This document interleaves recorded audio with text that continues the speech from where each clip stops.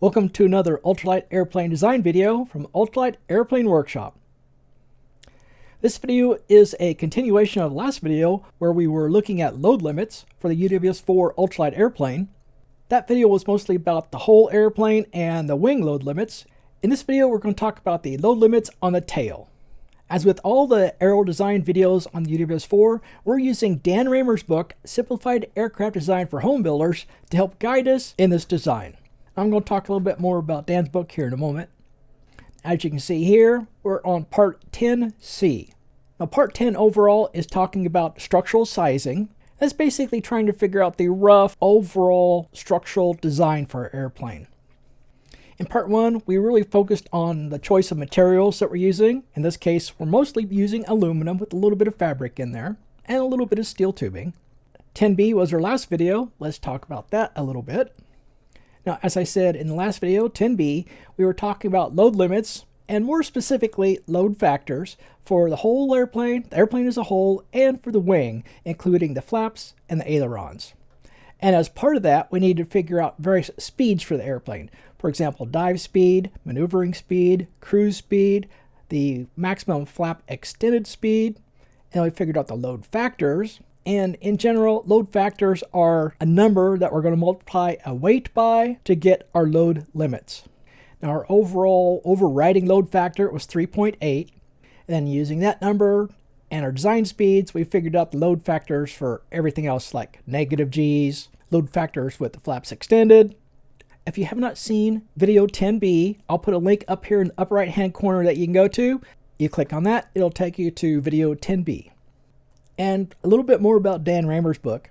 Dan's book has been a great guide for what we've been doing here on the design for our ultralight airplane. And as a disclaimer, the videos I'm doing on the UWS-4 design are not a substitute for Dan's book. And if you'd like to take a look at Dan's book, or maybe even other books that I've used in various videos, there's a link down in the description of this video that will take you to a webpage on the Ultralight Airplane Workshop website. And there you'll find links to those various books on Amazon. You can click on those links to get the books. And if you buy a book using one of those links, the Ultralight Airplane Workshop will get a small cut of those proceeds. And we're currently in the Analyze It section of Dan's book. That's chapter 7. And the section of that chapter we are in is Preliminary Structural Sizing. And that section starts on page 97. We are continuing with what we were doing in video 10B. And that is using the Federal Aviation Regulations Part 23, at least the old version, around January 1st of 2017, to help us figure out the load factors, load limits, design speeds, etc. for our airplane. Now, in Dan's book, he mentions Part 23 in just 2 sentences in there, but we're making half-hour-long videos on this. Now, part of the reason is that there really is no easy way to simplify what's in Part 23. There's a tremendous amount of information in there. So that was going to be difficult for Dan to put into his book, but we're going to cover it in these videos, at least some of it. Now in this particular video, we're going to be talking about what Part 23 talks about for a horizontal tail, for the vertical tail, for loads on the engine, and loads when you're landing. But also talk about how we're going to do things just slightly different for the Vtail.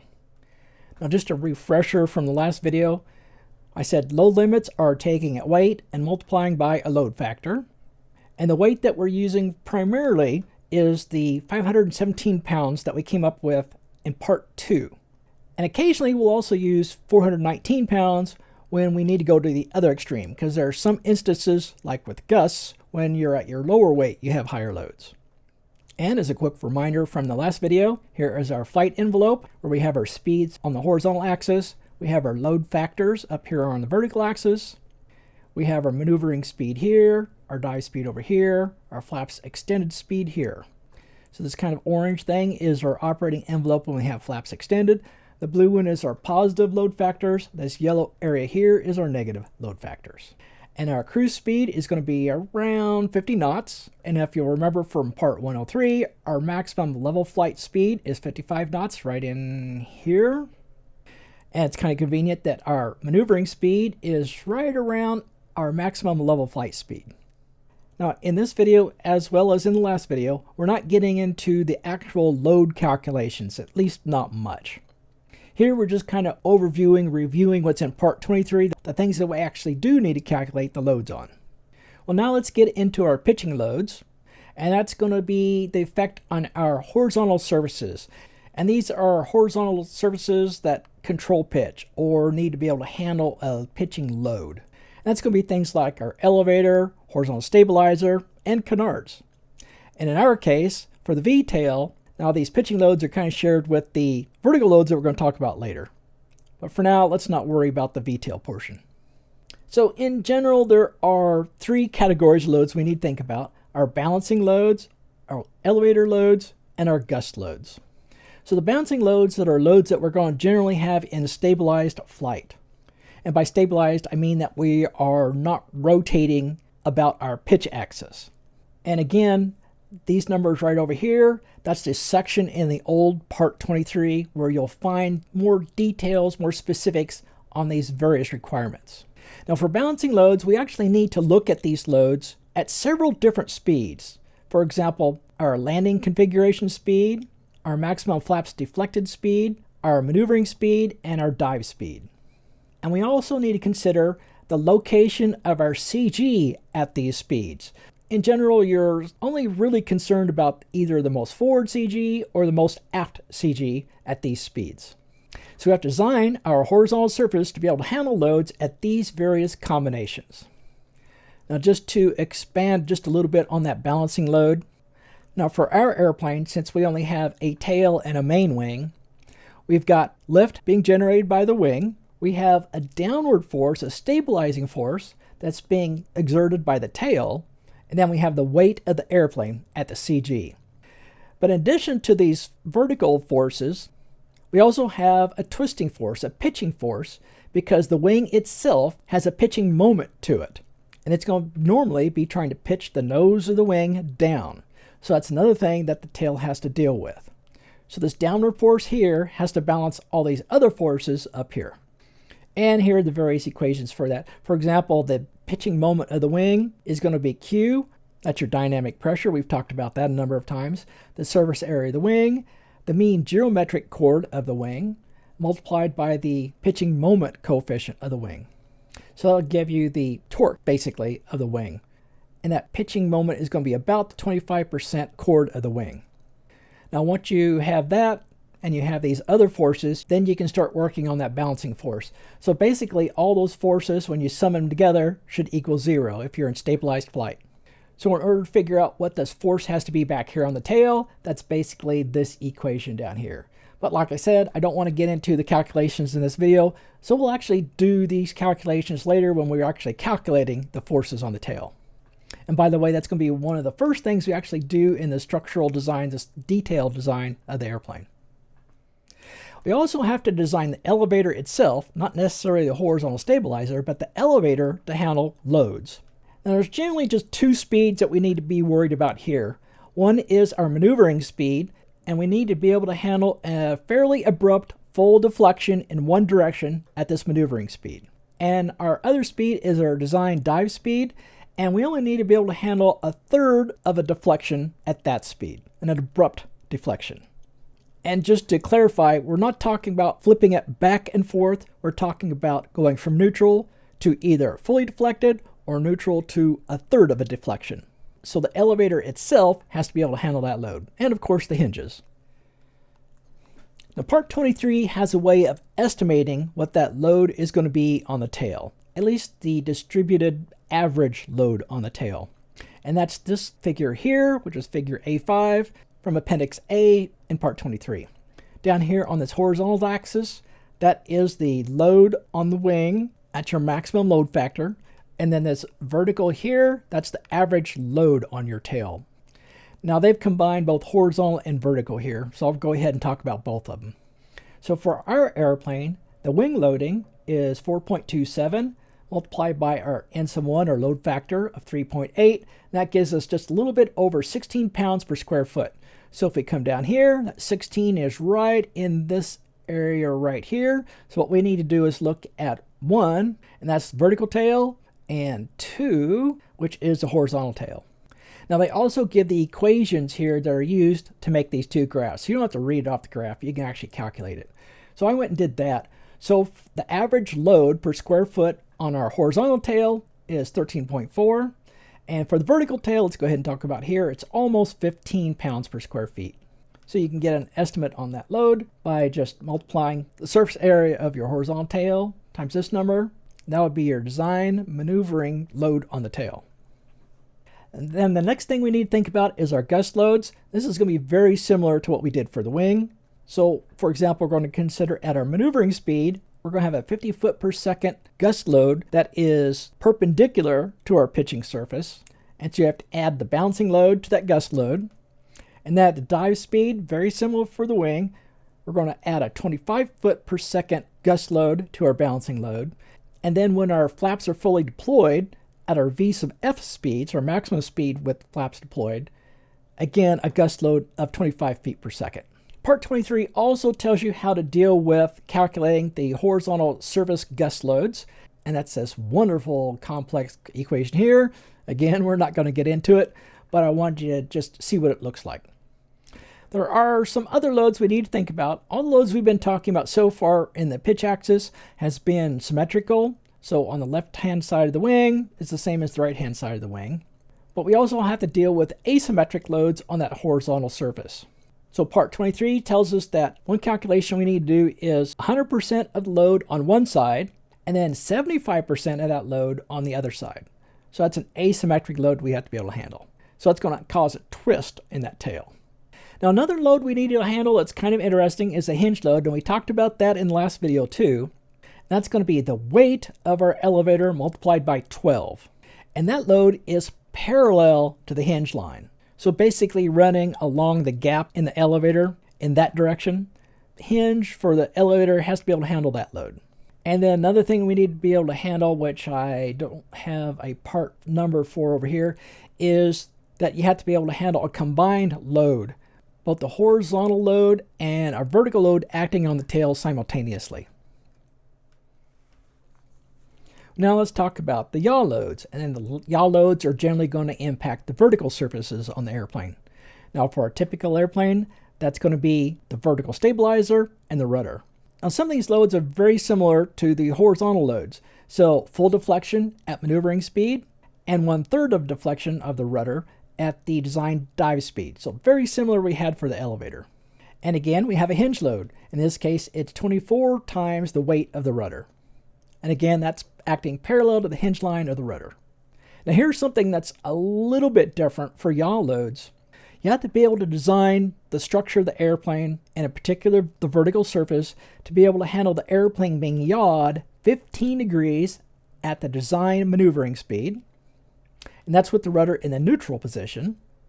And then also with the airplane yawed at 22.5 degrees, that's at our maneuvering design speed again, but with the rudder fully deflected. And then again, as you might guess, we have to deal with the gust loads on the rudder. And that equation is a little bit different than the horizontal gust loads, so you have to be careful and take a look at that. And here are all the various parts of that equation. So here's the equation, here are the various parts of it. And again, we're not going to get into it here in this video. We have a Vtail on the UWS-4. So things are going to be similar, but also slightly different than the horizontal and vertical tail loads we just looked at. So on the UWS-4, on our tail, we have these slanted surfaces that are slanted 35 degrees from horizontal. We have a little short horizontal section up here, and we have vertical sections out here on the ends. Now the main controls were going to be only on these slanted surfaces. I was thinking about having the pitch trim be back here on the trailing edge of this center section up here. I have not fully decided on that yet. So I still want to handle the same speeds and center of gravity conditions for determining the balancing load. But we need to keep in mind the balancing load is going to be slightly different on our Vtail, and that's because of our slanted control surfaces. So here's an example of having a pitch up condition on the airplane where we've deflected both our control surfaces up. So we've got a force down here and a force down here. So that's what we're going to generally have on our balancing load, is a force down on both sides. But since these control surfaces are slanted 35 degrees from horizontal, there's also going to be a horizontal load. Now in this case, the horizontal loads will cancel each other out. The left load will be canceled by the right load. But the total load on each side will be greater than it would be for a horizontal surface. So Here's our vertical load, here's a horizontal load. You add these two together, and that's going to be this longer arrow here. So we're going to have a slightly greater load on each side than we would with a normal horizontal tail. So we need to take that into account. But the vertical load that we're exerting is going to be the same as we would have on a horizontal tail. It's just that the load on the structure is a little bit more here in this area. We're also going to use those same yawing conditions that we just looked at. So yawing the airplane at 15 degrees with no deflection for the rudder part of the tail. And then 25 degrees of yaw on the airplane with our rudder pedals fully deflected. That's not with the control surfaces fully deflected though. So here's a picture of having these control surfaces on the tail deflected for rudder. In this case, it'd be left rudder. So these control surfaces for the rudder deflection, we'll probably deflect them somewhere between 15 to 20 degrees, something like that. I haven't actually determined it yet, but it'll be around in there. That's because we need to leave some deflection for adding elevator also. So when we have full rudder and full elevator in the one direction, which would fully deflect one of these control surfaces, it's going to deflect around 30 degrees. Now we can do that because we're going to have nose overhang, and we talked about that in video 10A. And with that nose overhang, it re-energizes the air coming over the leading edge of the ruddervator. Our tail is less likely to stall at a greater deflection. Now, for plain flaps, you would only deflect the tail about 25 degrees maximum. But with that nose overhang, we can go up to 30 degrees. So I did that deliberately because I knew we were going to use ruddervators. And again, those yaw loads are at our maneuvering speed. And it's around 55 knots, 57 knots. The loads on the control surfaces themselves, we're going to do just like we talked about previously. So fully deflected at our maneuvering speed. Now I think I'm going to do this analysis in two steps. One is I'm going to do the analysis at the maneuvering speed, full deflection with the control stick or rudder pedals for the rudder deflection by itself and the elevator deflection by itself. And then again, 1/3 deflection at our dive speed, again, rudder deflection by itself. But keep in mind, again, those control surfaces at the back, if you're doing rudder by itself or elevator by itself, won't do full deflection. In order to get a full deflection, you have to combine rudder and elevator. So I'm also going to test that condition. And that's what I'm talking about here, and we'll do that at our maneuvering speed. So here's an example of one side being fully deflected. So we're doing full pitch down and full right rudder. So this side would be fully deflected, but this side is going to come up fairly close to the neutral position. And we're going to do our gust loads. So 50 feet per second at our maneuvering speed, plus our balance load, and 25 feet per second at our dive speed, plus our balancing load. In this case, I have to consider the gust load being perpendicular to that slanted surface. So perpendicular would be this light green line. So the gust load would be coming in at this direction, which means the gust would have very little effect on this side, but have quite a bit of effect on this side. So the gust loads are going to be fairly asymmetric for this Vtail. Now that covers most of what we need to think about on the Vtail. So we're basically combining what we just learned about for the conditions on the horizontal tail and the vertical tail. But things are slightly different for our Vtail. Well, now we come to the loads on the engine mount and the structure holding the engine mount. Naturally, we need to be able to handle a maximum thrust produced by the motor and the propeller. And that maximum thrust is typically going to be at takeoff, maximum power. So we need to calculate what that thrust is and be able to have the engine mount and the airplane structure handle that. For an internal combustion engine, and similarly for an electric powered engine, but not quite as much, you have torque that you have to deal with. So the engine mount and the airplane structure has to be able to handle the torque. So the condition we need to test for is maximum power at takeoff, using a maximum RPM, of course. And then we apply 75% of our N1 load factor for the weight of the engine. And remember, our N sub 1 is 3.8. Now the torque is going to be different depending on how many cylinders your engine has. Now part 23 says if you have 2 cylinders, you have to multiply the average torque, the mean torque, by 4. And then if you have 4 cylinders, you have to multiply the mean torque by 2. That's basically saying that when you've got 2 cylinders, when each cylinder hits, it hits harder and it adds more to the torque than if you have more cylinders. By the way, I didn't put it in here, but if you have 3 cylinders, you multiply by 3. We also want to take into account the condition when we have maximum continuous power. Now remember, takeoff power is all the way to the firewall, but most engines can only handle that for a few minutes. So max continuous power is the power that that engine can handle for hours at a time. So we also have to handle the torque in that condition. So that's going to be maximum continuous power at whatever that propeller speed is going to be. And in that case, we use N1, not 75% of N1. Now, our engine can also be applying side loads.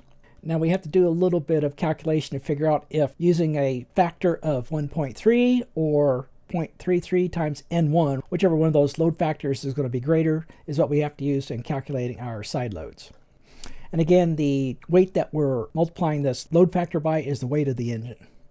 Now, I wanted to get into landing loads in this video, but I realized that talking about this and explaining it very well is going to be a little bit more difficult, basically because we have to deal with something called inertial load factor. And trying to get that into this video would probably make it too long. So I think I'm just going to kind of breeze over this and kind of hit the high points. But basically, we're going to be dealing with vertical loads going up through the landing gear into the airplane. So we have some load factors we have to deal with there. We have various landing conditions we need to think about, because the landing in basically a level flight condition is going to be different than landing in a tail down landing condition. So for an example, on a tricycle landing gear, this would basically be all three wheels hitting at the same time, whereas tail down for a tricycle would be just landing on the mains first and then the nose gear coming down later. And on a tail dragger, it's basically the other way around.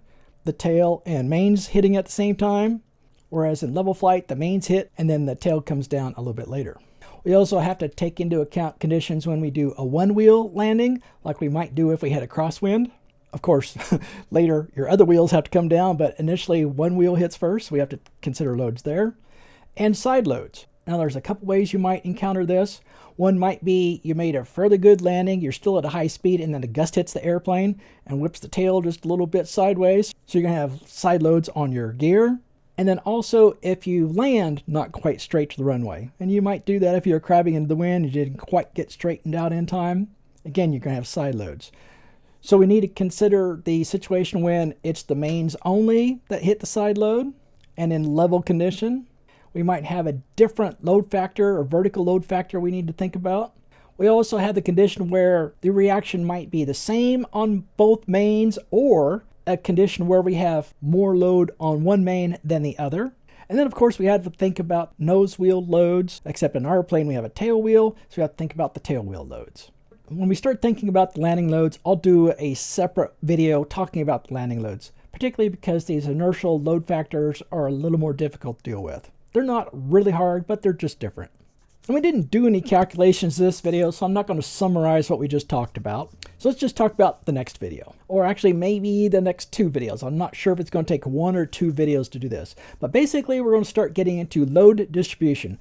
So this is the distribution of the aerodynamic loads on the wings and the tail, and the ailerons and the flaps and the ruddervators. So the load distribution is the distribution of the aerodynamic loads across the span of our flying surfaces and the chord of our flying surfaces, from tip to tip on span and leading edge, trailing edge in chord, because they're not uniform. Generally in span, you're going to have a higher load in the middle of the span and a zero load out at the tips. And then in chord, that changes based on your angle of attack. Now at a high angle attack, typically you're going to have a very high load at the nose and very low load or no load at the trailing edge. But when you start deflecting your control surfaces, that changes, particularly when you're at a lower angle attack. So that's what we're going to start working on the next video, maybe two videos. And again, most of this is going to come from part 23. They got some very simplifying calculations in there that you can do for these load distributions. And let's look ahead just a little bit further. So in Chapter 7 of Dan Raymer's book, Simplified Aircraft Design for Homebuilders, there are two sections left. One is weight estimation, and the other is a simplified stability analysis. So we'll go ahead and do video on weight estimation as soon as we get done with this load distribution. Now once we do our weight estimation, that may cause us to move our pilot around a little bit, and then moving the pilot may cause us to move the fuselage just a little bit. Then we'll do a stability analysis. Now, stability analysis might cause us to change the size of our tail just a little bit. And of course, once we do that, then we need to go back and do the weight estimation and see if we need to move the pilot again. But that will complete Chapter 7 in Dan's book. The next chapter is Chapter 8. So that'll be things like stall speed, range estimation, rate of climb, performance calculations. I haven't decided if I want to go into those next after we finish Chapter 7, or whether we will actually do a little bit of fun work and actually build some stuff to try to validate our weight estimation. So once we finish Chapter 7, we'll have enough information to start thinking about structural design, detailed structural design. And what I think I will probably do is intermix building some of the tail of the airplane with some videos on Chapter 8, since it's unlikely that what we learn in Chapter 8 will cause us to make changes to the airplane. And then Chapter 9 of Dan's book is trying to make some fine-tuning of the wing of the airplane. Right? See if you can increase the aspect ratio or change the plan form of the wing. So we'll have to decide later if we're going to deal with that. So I'm really excited that we may only be a few videos away from starting on some detailed design of the structure of the airplane and cutting some metal. I'm really looking forward to that. Well guys, thanks for watching. Till next time.